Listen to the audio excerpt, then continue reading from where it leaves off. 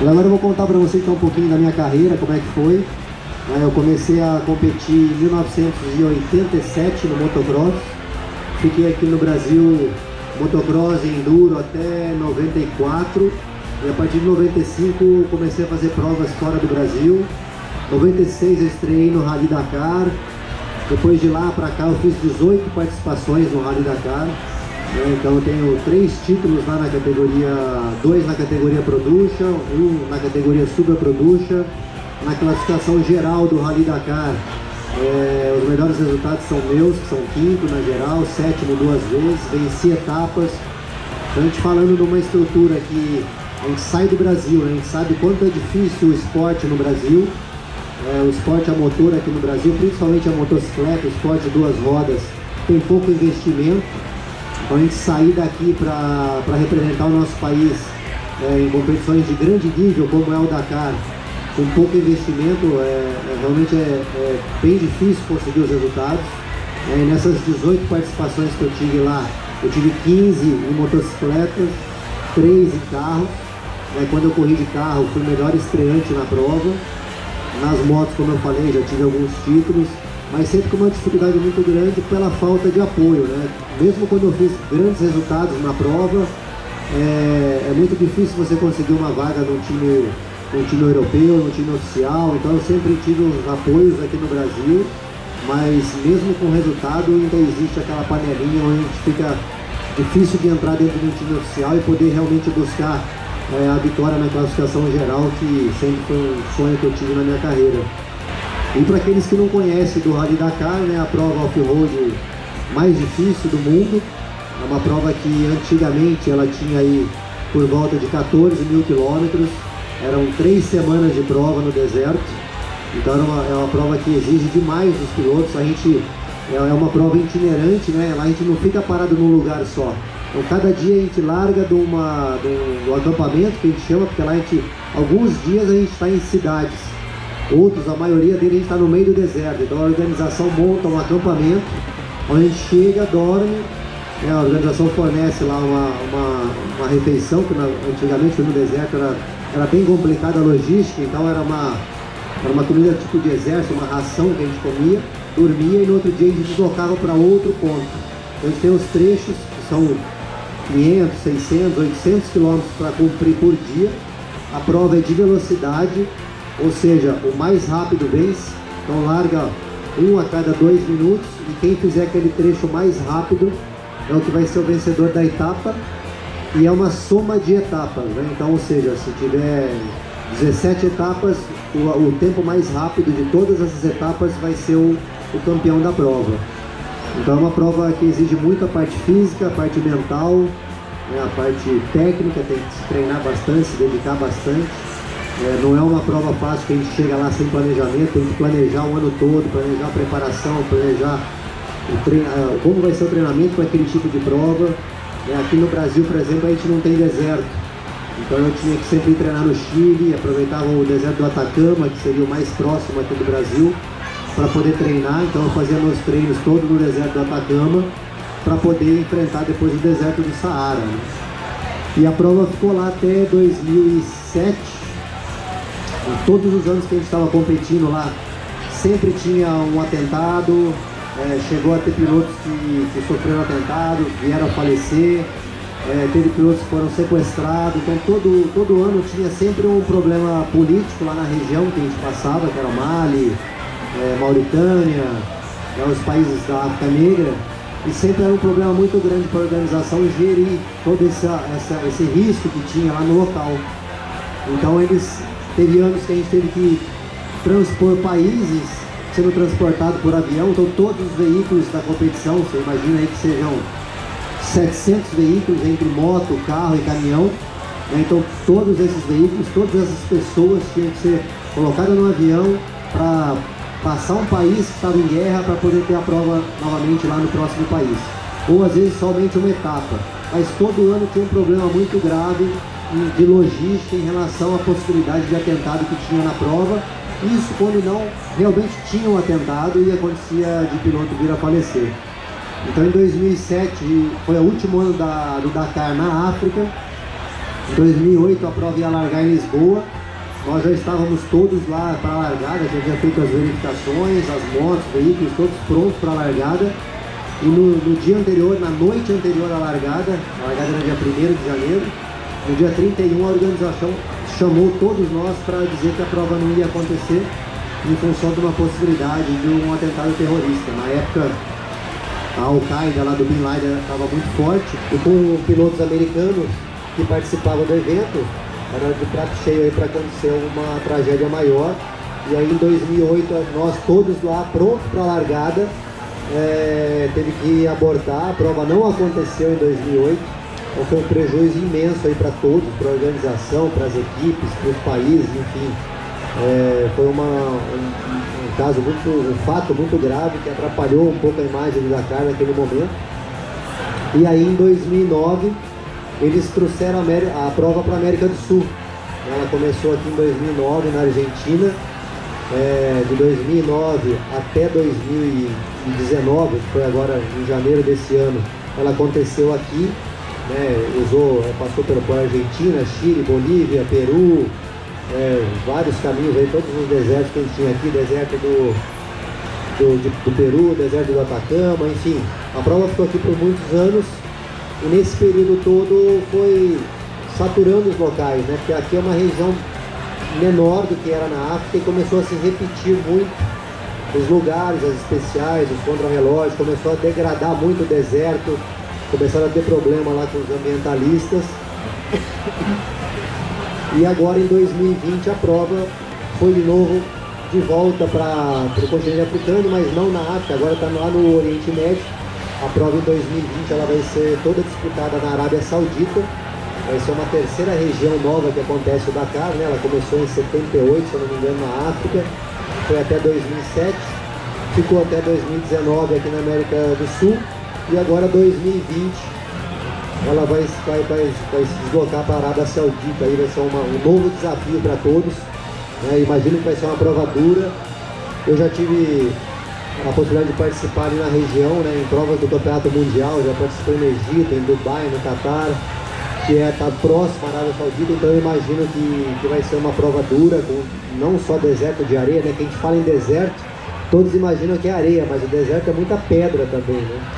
Então ali vai ter de tudo um pouco e vai exigir muito dos pilotos. A parte da navegação com certeza vai ficar mais difícil. Aqui na América do Sul, ela perdeu um pouquinho aquela característica da África, de você ter que saber navegar muito bem, usar muito bem a bússola, né, saber se achar no meio do deserto, porque aqui na América do Sul a prova ficou mais por caminhos demarcados. Eram poucas as etapas que a gente tinha deserto aberto mesmo, onde exigia muita navegação e você tem que entender da bússola, de saber fazer uma boa navegação para poder achar os pontos no meio do deserto. E agora eu imagino que lá na Arábia Saudita vai voltar esse papel do navegador junto com o piloto, né, que no nosso caso da moto, a gente faz as duas funções juntas, né? No carro, no caminhão, tem o piloto e tem o navegador. Na moto a gente pilota e navega ao mesmo tempo. Então achar esse meio termo entre você conseguir ser rápido e não errar o caminho é bem difícil, é só com a experiência que vem. Bom, contei um pouquinho para vocês sobre o Rally Dakar, que é a maior prova off-road do mundo. E aqui no Brasil a gente tem o Rally dos Sertões, né, que é uma prova que vem crescendo. Esse ano, agora 2019, vai ser a 27ª edição desse evento. É um evento que eu estou desde praticamente do começo nele. Ele começou em 93, eu comecei em 94 participando dessa prova. Então a gente cresceu junto praticamente, né? Eu vi o rally crescendo. Eu cresci muito com ele também. Toda essa experiência que eu adquiri para poder competir fora do Brasil foi junto com o Rally dos Sertões. Eu já venci o Rally dos Sertões 7 vezes na categoria motos. Sou o maior campeão da prova, participei de carro também no Rally dos Sertões. E é uma prova que esse ano eles colocaram como objetivo de 2022, se eu não me engano, que é a 30ª edição do Rally dos Sertões, ser o maior rally do mundo. A ideia inicial é de sair do Chuí e terminar no Oiapoque. Então vai ser uma prova que vai atravessar o Brasil todo, todos os estados brasileiros, com praticamente 10 mil quilômetros de aventura. E é uma prova que está aqui do nosso lado, né? Aqui um pouco de imagem, aqui para vocês verem é um acampamento do Rally dos Sertões. Então aqui está focado na equipe Honda, mas isso aqui é gigantesco, né? A gente tem aí mais ou menos 2.000 pessoas que viajam junto com a prova, né? Entre apoio, organização, pilotos, enfim, é uma caravana enorme. Isso eu estou falando de Rally dos Sertões. De Rally Dakar a gente fala aí o dobro praticamente, 4.000 pessoas se deslocando diariamente, né? Aqui no Brasil pelas cidades e no Dakar às vezes pelo meio do deserto. Então a gente tem na organização, no acampamento, a gente vai ter o café da manhã e o jantar, e durante o dia é o que a gente carrega com a gente. Então é o camelback, normalmente tem 3 litros de água, tem que controlar isso para dar o dia todo, e o que você consegue levar no bolso para poder se alimentar. E durante o dia, na verdade, a gente só se alimenta no abastecimento, porque como é uma prova contra relógio, se eu parar para comer uma barrinha, eu já perdi 1 minuto. E isso aí pode me dar alguma posição. Então eu aproveito o abastecimento, onde o piloto é obrigado a parar por 15 minutos. Ali eu aproveito para tomar mais água, tomar um isotônico, comer alguma coisa e seguir. A autonomia mínima é 250 km, então isso pode durar aí de 3 a 4 horas mais ou menos cada abastecimento, né? Lá no Dakar, aqui na América do Sul nem tanto, mas na África não existe hotel, né? Então a gente chega no final do dia, cada um pega a sua barraca, tem que armar a barraca, dorme na barraca. Banho nem todos os dias tem, porque às vezes a gente está no meio do deserto mesmo, não tem estrutura nenhuma, nada. E aí o banho fica para o dia seguinte. Aqui foi 2003, quando eu fiz quinto no Dakar, que é o melhor resultado até hoje da história do Brasil na prova, na categoria motos. Esse rally ele terminou no Egito, em Sharm el-Sheikh. Então um rally diferente, né? Que normalmente a gente largava na Europa e ia terminar em Dakar. Ou uma vez terminou na África do Sul, a gente foi para o Egito, terminou no Egito. Então a gente passou pela Líbia. Na época a Líbia ainda era dominada lá pelo Gaddafi, né? Então a gente teve esse ano, se eu não me engano, a gente largou antes do Ano Novo, a gente passou no Novo na Líbia e teve uma festa de Ano Novo lá, que o Gaddafi estava lá junto com os pilotos, foi feita uma festa junto com ele. Então um ano diferente e foi o meu ano do meu melhor resultado na prova. Aqui é no Rally dos Sertões, esse aqui foi 2015, quando eu ganhei pelo 6º ano a prova, né? Depois de 2017 eu ganhei de novo, já tenho 7 títulos. Essa prova terminou em Foz do Iguaçu. Aqui a equipe Honda lá completa, né? A equipe Honda no Rally dos Sertões, ela participa com 4 motos, então a gente tem todo o suporte da Honda. Utiliza a Honda CRF 450 RX, que é uma moto específica para o off-road, né? Diferente, ela nem emplaca, é uma moto para andar na terra, e a gente ainda faz as adaptações, desenvolvimentos para poder estar participando no rally. Aqui no Brasil a autonomia da moto mínima é 200 km, então ela vem com um tanque original de 12 litros, a gente troca por um outro, na verdade são 2 somados, dá 25 litros. Estou com o meu mecânico ali, o Geraldo Lima, sempre gosto de frisar do mecânico, é meu anjo da guarda, é o cara que está cuidando da minha moto todo dia à noite. Então o Geraldo está comigo há 20 anos já, meu mecânico, e é uma pessoa que eu confio de chegar à noite e poder descansar realmente, dormir, porque no dia seguinte eu sei que a moto vai estar inteira, pronta para acelerar novamente. E faltando uns 200 km para a chegada, meu motor quebrou. E lá, quando não é acidente, quando é falha mecânica, você fica esperando o caminhão vassoura, que eles chamam, que vem passando por último, levando os motociclistas que estão quebrados pelo caminho. E aí a minha moto quebrou entre meio-dia e 1h da tarde. E aí até as 4, 5 da tarde vai passando os outros competidores. Aí começa a escurecer, já começa a diminuir a frequência de competidores, né? E em 1h não passa mais ninguém. E como esse caminhão vassoura ele vem muito devagar e resgatando outros, eu já estava mais no final da etapa. Aí quando deu lá no meio da madrugada, porra, no meio do nada, né?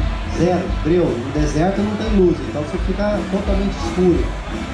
E aí você começa a pensar, pô, o caminhão vai passar aqui onde eu tô, porque ali a minha rota pode ser uma, do caminhão pode ser 1 km para lá, ou 1 km pro lado direito ou pro lado esquerdo, não vai me ver, né? E aí começa a ficar naquela neura que o caminhão, pô, esse cara, se ele passar aqui, vai me deixar aqui, eu vou ficar aqui.